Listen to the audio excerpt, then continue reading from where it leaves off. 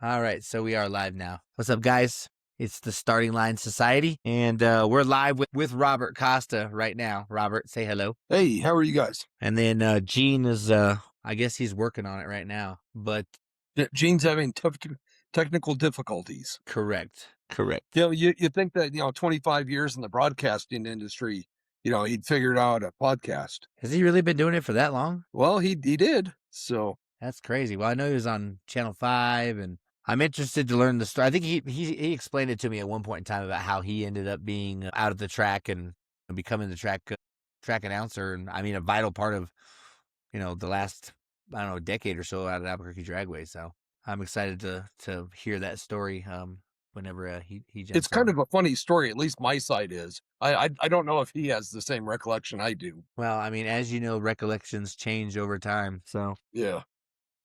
but yeah, so we're planning on talking about. There's so much to talk about. The 2026 season. The track is going to be opening in what, 2 weeks or something like that. Opens next week. Okay. Oh yeah, Yeah. yeah. So So first test to tune. a week from tomorrow. All right. Well, that's always exciting news to hear that the track's going to be open. I know a lot of people are probably excited about it. And then we're also going to talk about the World Series of Pro Mod that you went down and had a good little time at. Ran some personal bests and win a couple rounds on Sunday. So that's always a plus. And then yeah, I'd love to get some thoughts on the situation with the ihra versus the nhra and the track acquisitions. And I mean, yeah, there's just a lot of different layers to go over. So, like I said, hopefully Gene will jump in here soon. But yeah, why don't we start with the World Series of Pro Mod? Looked like Sure. you guys had a pretty good outing. Yeah, we did 3 races in Bradenton, Florida, in my pro mod. And the first race we missed the field by 0.003 of a second. We technically missed getting in as an alternate. We were tied in mile per hour, and the other car had a faster mile an hour, so he won the tiebreaker. The second race we qualified for the field, which was the fastest field in pro mod history, Yeah, anywhere in the world. all three. Yeah, it was 3:59.6 bump, which is just incredible. More incredible was there were 72 cars at that race, and 70 of them went 369 or faster. So there were no slouches. Absolutely no slouches. The third race, which we just came back from, we kind of got behind from the beginning. We had a blower malfunction. I had to switch blowers, after 2 runs. I shook the tires in the first qualifying hit, and once you lose 1 run, you never catch up. Right, you're behind the curve the whole time.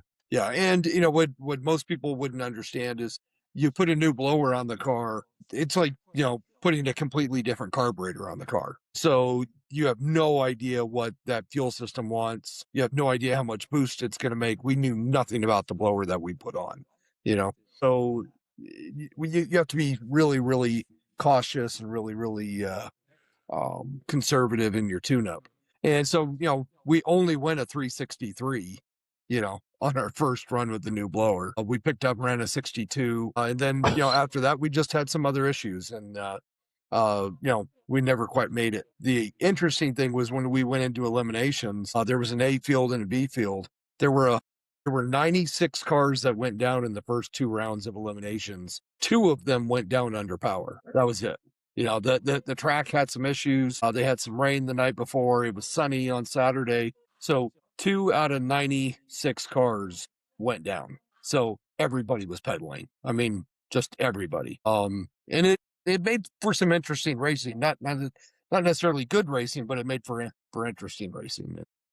We ended up losing to the eventual winner of the B field, which was Steve King. Right. So weather down there in Florida, obviously, I mean, I don't know what the actual data was for it, but I'm assuming it was hot and humid. Yeah, especially on Saturday. The rest of the week, it was actually a little bit cooler. Saturday, the sun came out, brought a lot of water grains. At one point, I think on Friday, we went to the track. It was like 63 degrees and 100% humidity. So Wow, 100% humidity? 100% humidity. I'm not sure a lot of people out there realize just how hard it is to make a car that runs on alcohol run in that kind of humidity. It's just, Yeah. it's Yeah. not fun at all. They just don't like it. Yeah. Well, we went down to the world finals in Mississippi. Obviously, it was a junior, but yeah, she made one decent pass, went down the track the rest of the time. It just sputtered and popped the whole time. I couldn't figure out what was wrong with it. Yeah. But I've also never ran in air like that, so. Yeah. Yeah. Too many water drains. Yeah. So, well, okay. So Gene says he just downloaded the app. He's having a little bit of problems, but I guess we'll get him in. Yeah. Yeah. I mean, obviously, there's always some sort of technical issues. Ray had the same thing on the podcast that he was on. But getting into the track here now in this part of the podcast, how long you've been owner of Albuquerque Dragway for almost 2 decades now? Yeah, 18 years. I started in 2008, and we did have 1 year where it was a COVID year where I think we only ran 3 events, the entire year. Yeah, COVID. But yeah, no, it's been a long time, and a lot of ups and a lot of downs, and I think that we've made a lot of improvements to the track, over the last 2 decades. For people who have people who haven't been out, last year we put in 14, I call them semi-permanent bathrooms. They're not completely permanent, but they have flushing toilets, they have lights, they have working fans. You basically have your own bathroom stall. Oh, it's definitely. Hey, look at that. Hey. There's the man, Gene Grant, everybody. Sorry about Hold that, on, wait, Sorry about that. Right. I got some media for you. There you go. Gene Grant, everybody. How's it going, Robert? Good to see you. Can you guys hear me? Yeah, you too. Yeah. Hey, and just one thing. Yeah, just one thing so both of you guys know, like, even if it gets spotty or anything like that, Riverside is automatically going to pick it up and make it all okay, beautiful when it airs on YouTube or Facebook, so you guys will all look pretty. Yeah. So Gene, something that you haven't seen, because you didn't come out last year, right? I didn't, not one time. I'm still dying about it. All right. So what you did miss was we now have semi-permanent bathrooms both sides of the racetrack. Seriously, that's a major deal. Good deal. Congratulations, man. Seriously. Yeah. Right on. Yeah. They're very bougie, Gene. Very bougie. Well, Robert, you've been making improvements out there for a lot of years, a little bit at a time. You know what I mean? It's not as if it's that new. Yeah. You had upgraded some of the porta potties a few years ago, I think. Yeah. These are I'm going to call these are first class porta potties. Yeah. What these, so these have flushing toilets, they have lights, they have fans, they have a locking door. It's a real bathroom. So there's also sinks on either end of them. Yes. Yeah. There are sinks, so you can wash your hands. You guys are going to laugh when you hear it, but in the world of social media, it's not too hard to go out and see what people complain about. The number one complaint, every racetrack, bathrooms. Right. So that was something that we took very seriously, and we wanted to go and see what we could do about that. So we spent a ton of money putting in bathrooms, and one side they're covered, the other side they're inside a building. Wow. And it turned out really nice. Cool. Did you I'm just thinking. Sorry. Go ahead, Gene. No, that's all right. Sorry, go ahead, Paul. Come to think of it, I think that if my memory serves me correct, Albuquerque is the only track that I've ever been to that actually had porta potty toilets. Most of the other ones that I've been to had, regular bathrooms. But I know that Bob had talked about it for years and years about making that little mobile home that was out there at one point in time into some bathrooms, but that never came to fruition. Yeah, so I can tell you that that is absolutely not true. One of the nicest racetracks in the world had nothing but porta potties, which was Bandimere. Oh yeah, yeah. Okay, the you're right. Bathrooms That's that true. they had were in the town. He's right. Bandimere is one of them. You're right. Yeah. So there, it's we get spoiled, when you go to national event tracks, and you go to a Vegas and you go to tracks like that, and they have these great facilities. Well, they also spent tens of millions of dollars, building these facilities. Yeah. But they also get the crowd, and so they can afford to spend those tens of millions of dollars because, their sellout crowd is, 30, 40,000 people. Our sellout crowd is a tenth of that. Yeah. So, But yeah, we do the best we can with what we got. Hey, you're doing that. Track's made massive strides in especially the last 18 years. Yeah, we saw our first sub 6-second pass, or our first sub 4-second pass. Robert ran a 3:93, I think, and Lyle went a 5:98, and I mean nobody ever thought that would be possible. And obviously that is a huge nod to Robert and the entire track staff, Jim and everybody. They're out there doing what they do. You know what's funny was about those two passes? I don't know if anyone really put 2 and 2 together, but they were consecutive back-to-back passes. Right. Yeah, I knew that. Right. We're sitting there waiting for the first 5-second pass ever. And Lyle goes out and, he runs his, what did he run, a 5:91? 98, 91? No, I think he won a 9. Yeah, yeah, 5:91. You're correct. Yeah.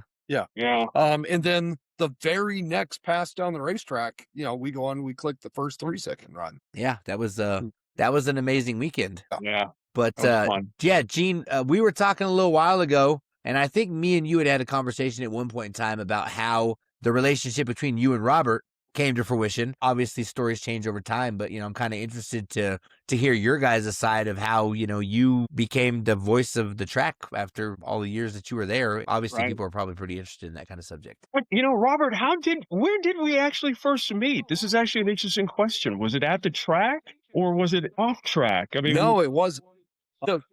So I have this whole memory of when we met. I was working the Super Nationals and was working our booth, and you came up and said, "Hey, I'm a drag racing fan, and I'd like to come out and help you guys and do some interviews and do some different things." And I was like, "Hey, we happen to be needing an announcer. Would you like to give that a try?" And you came out and did really, really well. And I think you worked there for about 3 or 4 years. And then I realized that Gene Grant was a professional journalist, who had his own TV show. I just thought that I found this great needle in a haystack. I remember and that had no idea that that you had been in TV for years before then. So I remember that conversation when you discovered that week. That was actually funny. I remember that. It's a good memory.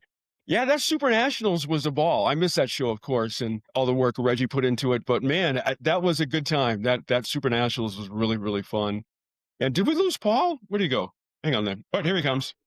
I think he just brought the screen. Yeah, I don't know. Every once in a while that happens. Yeah, my bad. Cool, that's all right. But no, we absolutely enjoy having Gene out there. We had a new announcer for the last couple of years. He is going to help us occasionally, but he's kind of stepping away from the mic to pursue some other personal adventures. Okay. And we have a couple of other announcers who we're going to use kind of part-time.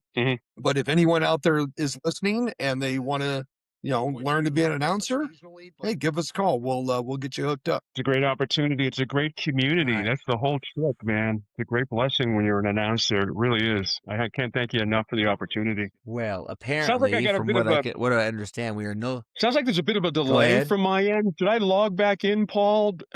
Something just doesn't sound quite right. Should No, I like I give it said, another Riverside will take care of all of that go? Okay. on their end. So it might sound a little delayed while we're talking right now, but it should fix all of that. But apparently we are no longer live on YouTube. For some reason, I lost the connection, and I'm not sure how to handle that. So Gordy King says hello, guys. Hey, Gordy. So apparently, all right. So we are no longer live on YouTube. All right.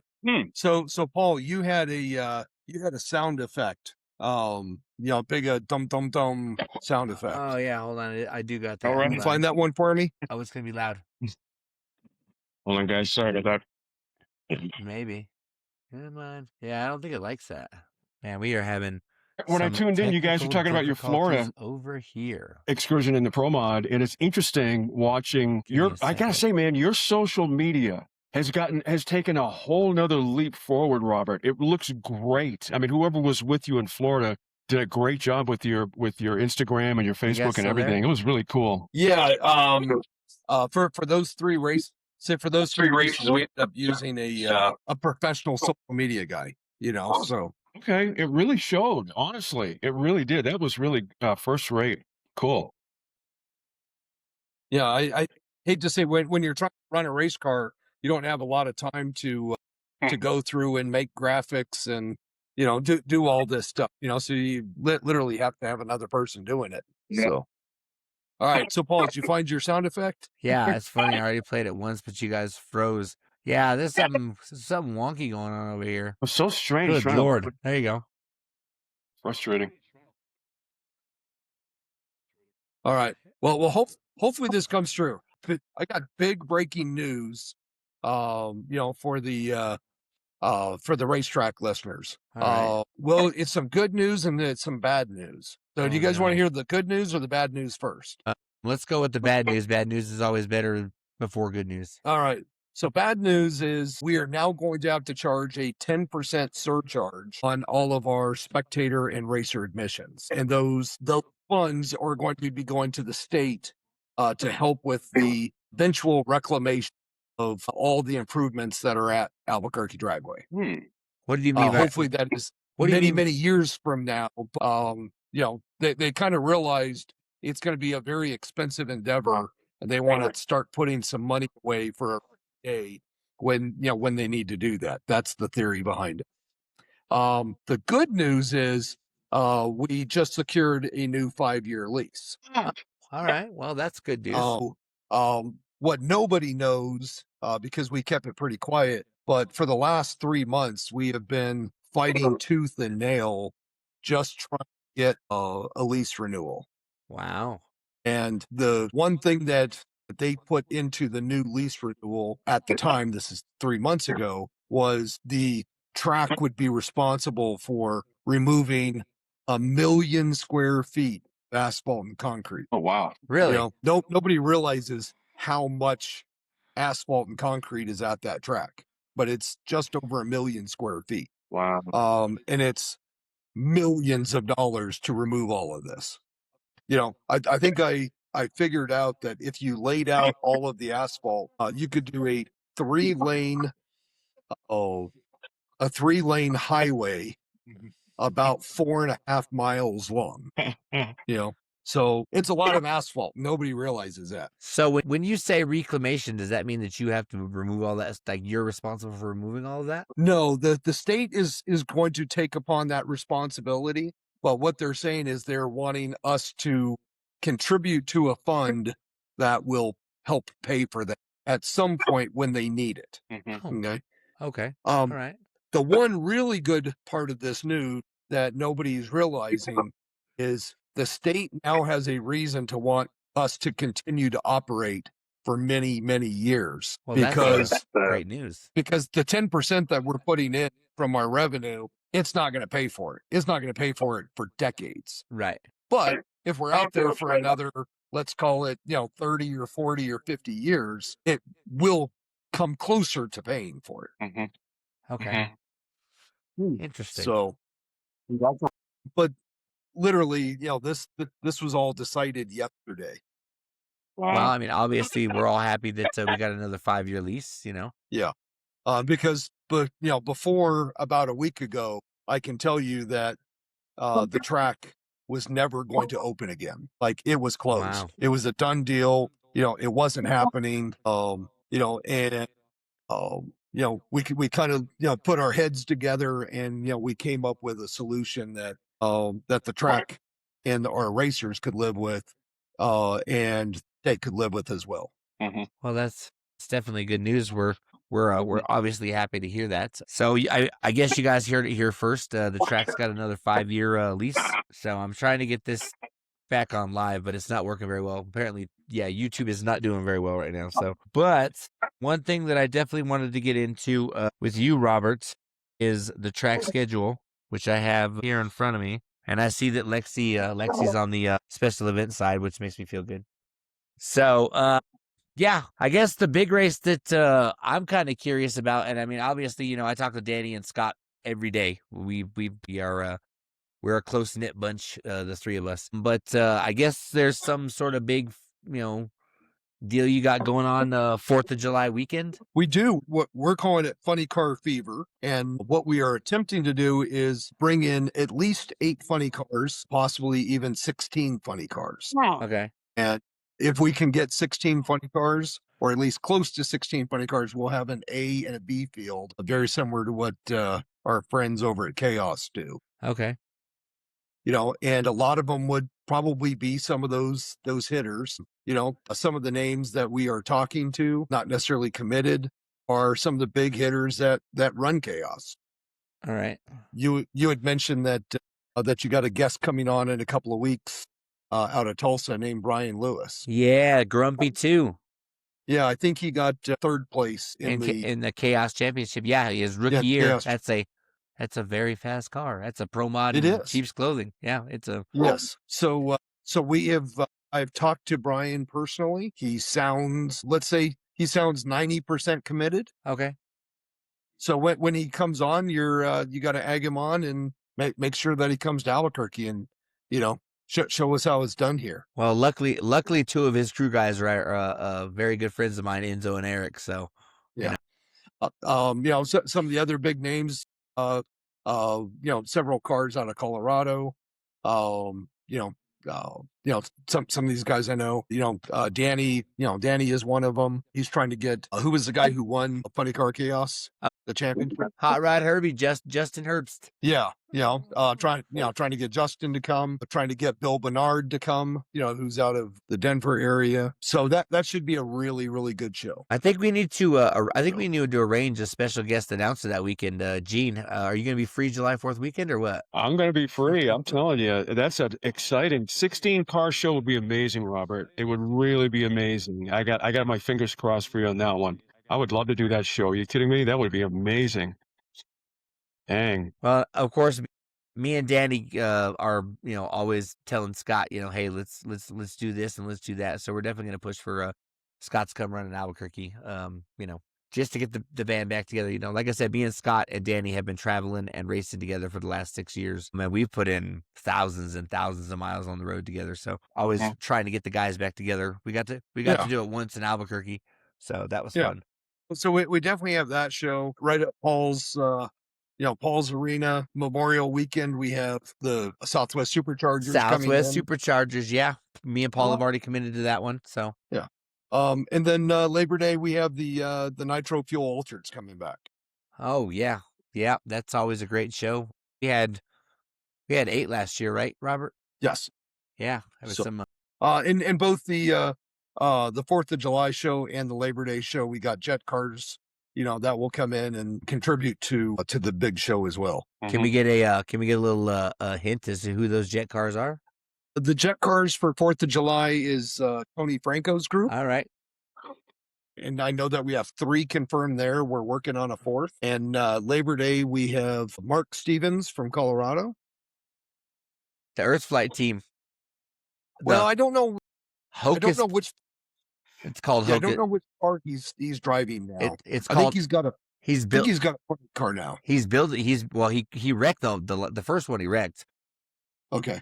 The second one, he's painting it right now. Yeah, he just built another car. Yeah, Mark. Mark is a smart man. And then we have Jeff Atamian from California. Oh, the Beast. The Beast. Yeah, that's the right. Beast. So. The Beast. Yeah, that car's been around for a long time too. Of course, 2 of our other big shows, we have All Out Call Out 1 and All Out Call Out 2. Both of those are great shows. New title sponsor on those shows, which is M&F Auto.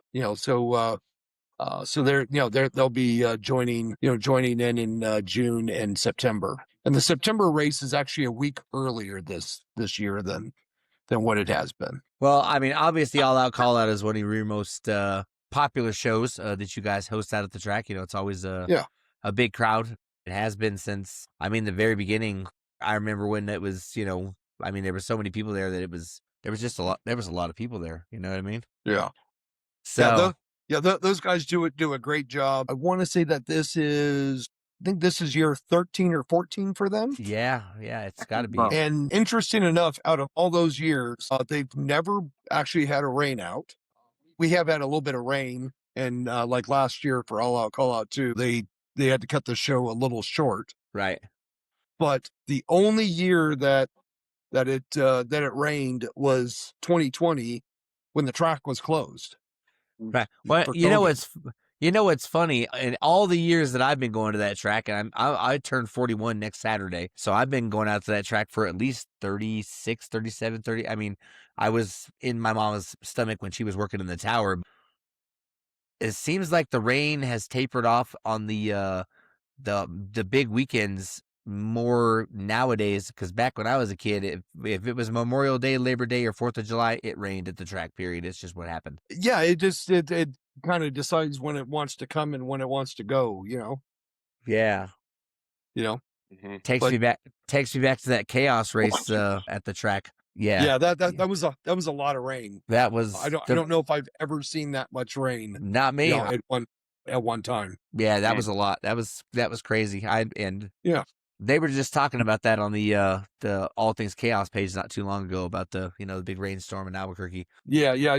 I saw some photos of it, and everybody said, well, once you guys cleared out the drains, everything started to recede. Yeah, hey, And it wasn't that the drains were clogged; it's that the bathtub was full. Right. Well, and I you know, remember me and you were at the top end of the pits for I don't know 2 or 3 hours just talking and trying to get the water to go away. Yeah.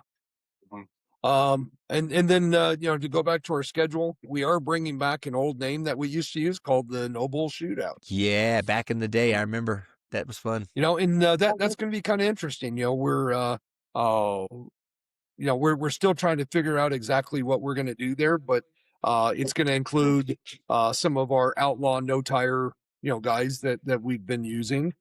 It will also have some index racing, which will be we're going to do like a 530 index, and then I think we're going to do a 650 and 750 index. Oh, okay. Everybody says, well, why are we doing a 650 and a 750 when the rest of the world does a 60 and a 70? Well, the rest of the world doesn't race at 5,400 feet. Yeah. So the idea is you can bring your 60 and your 70 cars here, and they're going to run pretty damn close to a 650 or a 750. Right.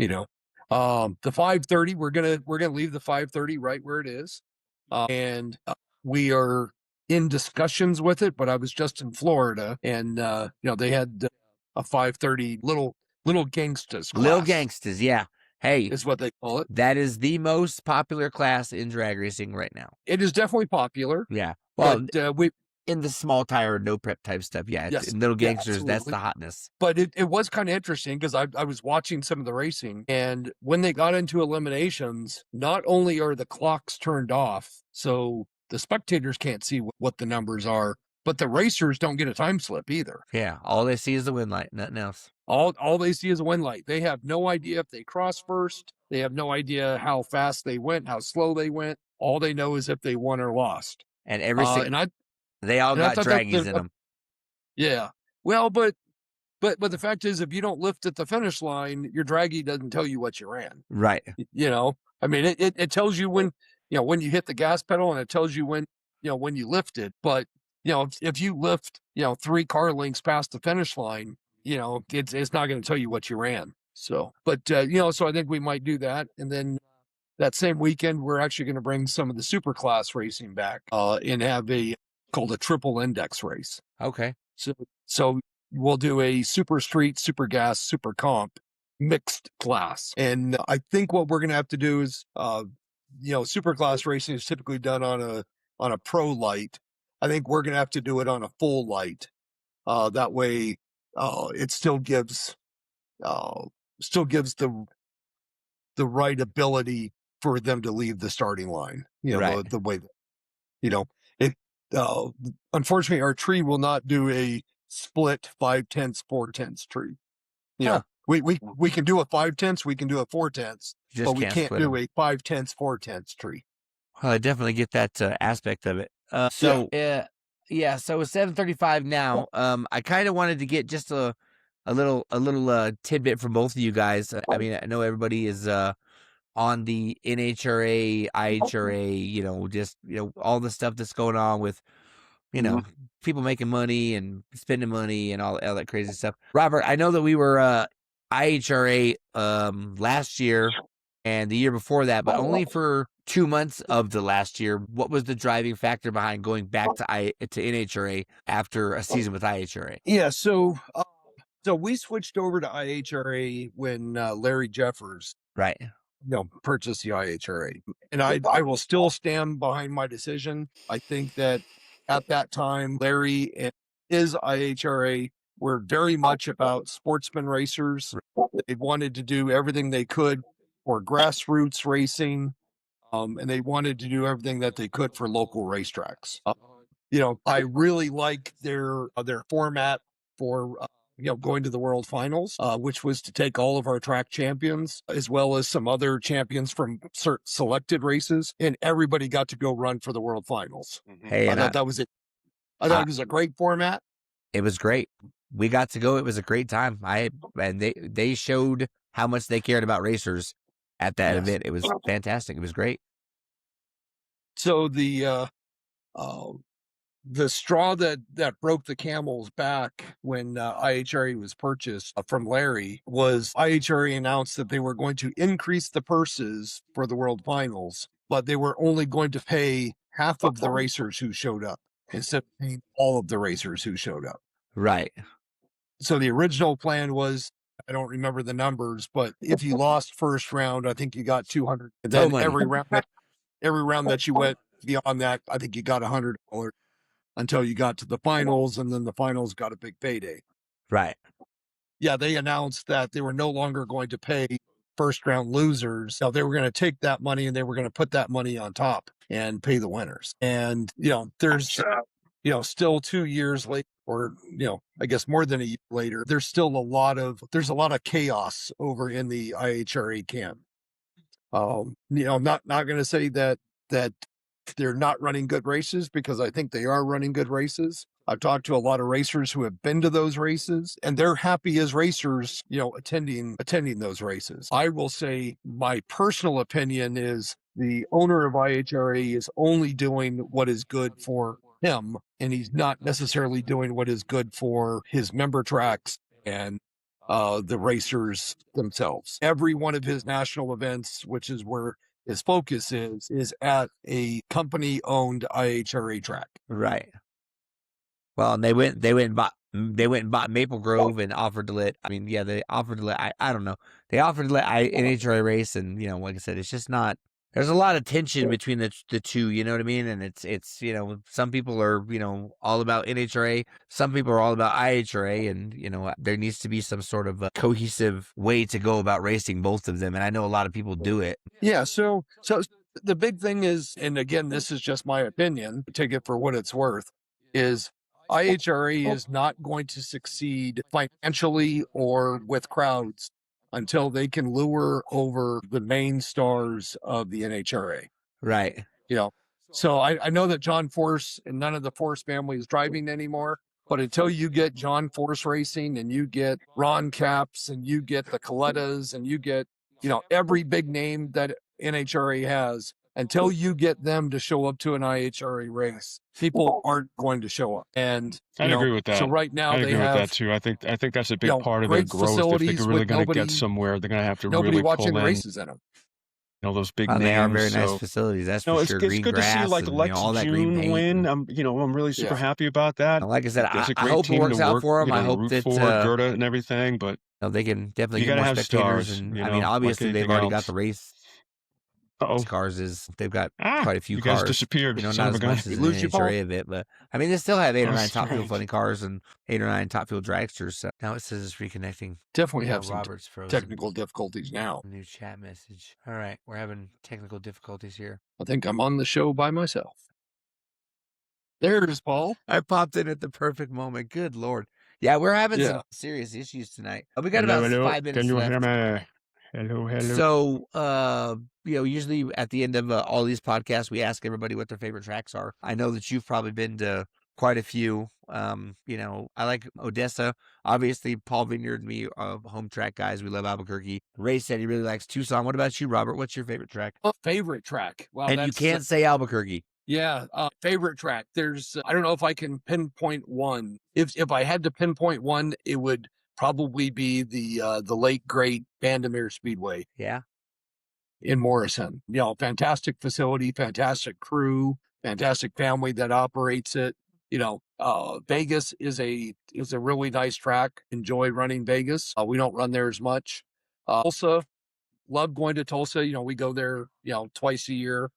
XRP, XRP is a great track. A track that there's probably only a handful of us have been to from Albuquerque. Never been there. Martin, Michigan. It's 30, 40 miles from any city. It is literally right in between Grand Rapids and Kalamazoo. Isn't that Summit Motorsports Park? No. This is US 131. That's right. Okay, yeah. See, that was my next. And so that track will be hosting a NHRA national event for the first time this year. Right. And one of the interesting things, and we'll kind of see what they do, but more than likely they're going to end up putting a bunch of pavement, down there. Yeah. The grass pits are spectacular. The track, hooks phenomenally. And the high temperature of the year is about 78 degrees. That's my kind of weather. I like that. We're there in like June and we're walking around with hoodies, so I think we got Gene back. There we are. Yeah. I was about to say, well, to be So fair, funny, we walked around. I got Go that ahead. big old echo. Sorry, guys. Yeah. So we were just talking about favorite racetracks. What would be your favorite racetrack, Gene? I gotta, this may be an obvious answer, but New England Dragway in Epping, New Hampshire. I'm gonna probably be there this year for the New England Nationals. It's a track I grew up with. I miss it. I love it. Outside of that, and outside of Albuquerque Dragway, obviously, I would like to go actually to a number of tracks. Speaking of IHRA, Dragway 42 and Milan are two drag strips that I've always sort of thought were really interesting from back in the 70s.